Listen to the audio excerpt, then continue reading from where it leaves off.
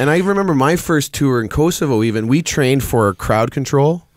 We trained for a whole lot of things. But then the final training exercise was when we all went, oh, because the Russians rolled in and took over the airport in Kosovo. I don't know if you remember that. Yeah.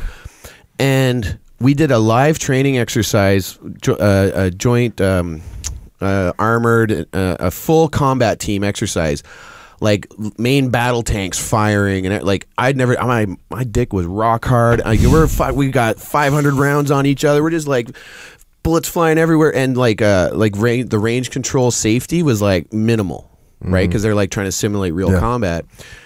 And then we got, but anyway, the point is that when you don't have anything to point your soldiers at, they turn on each other, and that's what we were getting at earlier. But to round out the whole, like, what soldiers, bored soldiers are a danger, Echo.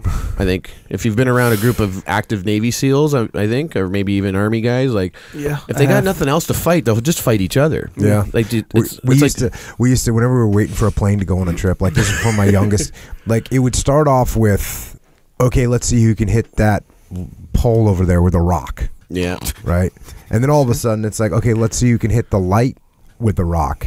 And then all of a sudden it's, hey, let's see who can hit that car tire with a rock. And pretty soon you're whose car is it? Whoever, just a bunch of idiots, right? And pretty soon you're even either having a rock fight, right? which is not smart because you're hucking rocks the size of baseballs at each other or whatever.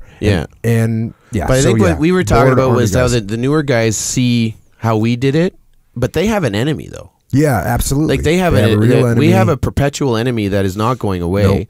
And so I see the guys that are in my unit now, they come in and they're like, okay, what supplements are going to keep me at my best? Exactly. Like they read my book, they go, okay, so Jody, you'd stop drinking coffee how many days before you deployed? I'd be like, well, at least 5 days, so it's out of my system. Because when I'm out there getting after the enemy, I don't want to be having a caffeine crash. But if I need it, I want that piece. Did you ever get that wake up gum in your rats? No.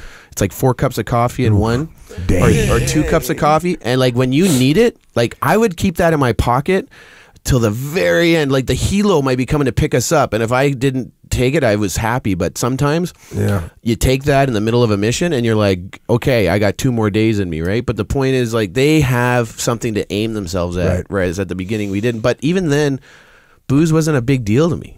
It was just what we did, like you said.